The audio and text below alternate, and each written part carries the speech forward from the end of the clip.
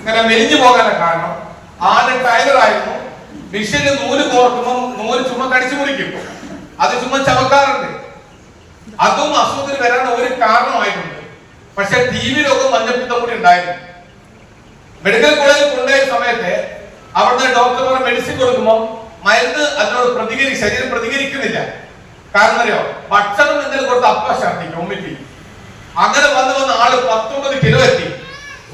കുറച്ച് മാസം അവിടെ ട്രീറ്റ്മെന്റ് നടത്തി, രക്ഷയില്ല.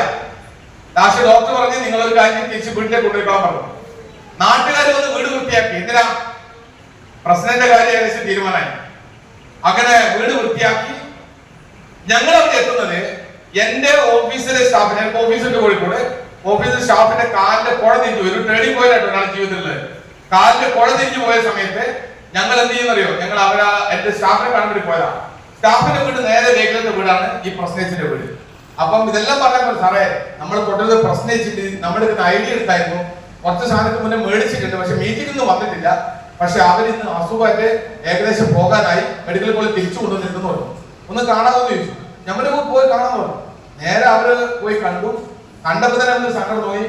അപ്പം അന്നേരം തിരക്കി ഞാൻ എന്താണ് പ്രശ്നം ചോദിച്ചു, കാര്യങ്ങളൊക്കെ പറഞ്ഞു.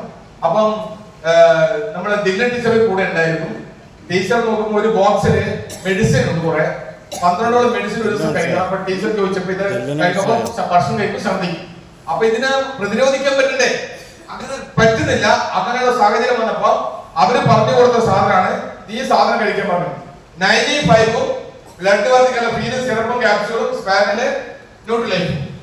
ഈ സാധനം കഴിക്കാൻ പറഞ്ഞു. വില കേട്ടപ്പോ അവര് പറഞ്ഞു വീട് ചെപ്പിയേക്ക് കിടക്കാണ്, എന്റെ അടുത്ത് 5ന്റെ പൈസ തരാനില്ല എന്ന് പറഞ്ഞു. ഞാൻ എന്റെ സ്റ്റാഫിനോട് പറഞ്ഞു ഈ പ്രോഡക്റ്റ് അവർക്ക് ആവശ്യം എത്ര പ്രോഡക്റ്റ് ഉണ്ടോ അത്ര പ്രോഡക്റ്റും എന്റെ ഓഫീസിൽ ഫ്രീ ആയിട്ട് എടുത്തു കൊടുക്കാൻ പറഞ്ഞു.